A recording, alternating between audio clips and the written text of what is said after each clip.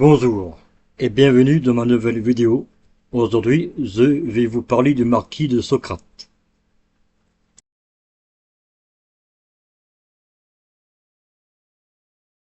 Le site historique du marquis de Socrate se trouve dans la commune de Hanos, dans le département de la Saône-et-Loire, dans le parc naturel régional du Morvan.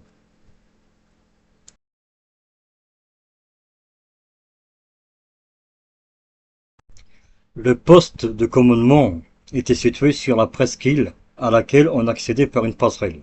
C'était là que se trouvaient les seuls barquements construits. Il faut dire que les lieux étaient bien différents. La voie forestière n'existait pas et les bois étaient essentiellement construits de feuillus. On pouvait s'y rendre que par un seul chemin, accessible à pied ou en moto. Le marquis, qui compta 5 compagnies d'environ 150 hommes chacun, était installé sur les reliefs alentours.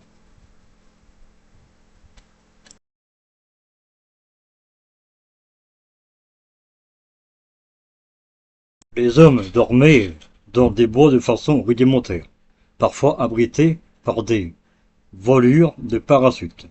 En effet, la direction de Ros-Mâcon se trouvait dans la zone du parachutage. Les hommes apprenaient la venue de l'avion par la radio BBC. Les Français parlent en français. Message personnel. Un code d'avertissement du parachutage était l'un d'entre eux. Mettez les cannes à pèse en batterie. À la pose de l'avion, les ressortissants devenaient s'identifier par une lettre en morse à laquelle l'appareil répondait avant de larguer des feux au sol et donner la position du terrain, de la DZ, Draw Zone. Ainsi, le marquis de Socrate reçut des armes, des vêtements et de la nourriture.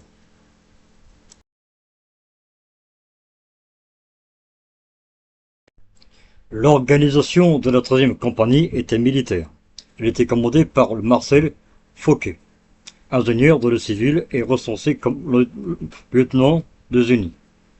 7 véhicules lui étaient attribués: 3 camions Renault, une voiture Peugeot, 2 motos, un vélomoteur, moto-bécane.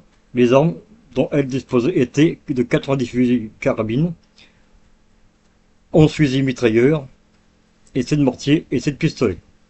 A noter que parmi les agents de transmission, on trouvait un coiffeur. Plutôt se trouvait un coiffeur.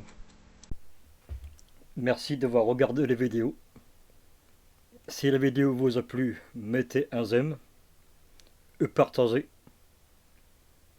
abonnez-vous et à bientôt pour de nouvelles découvertes sur les histoires des sites archéologiques.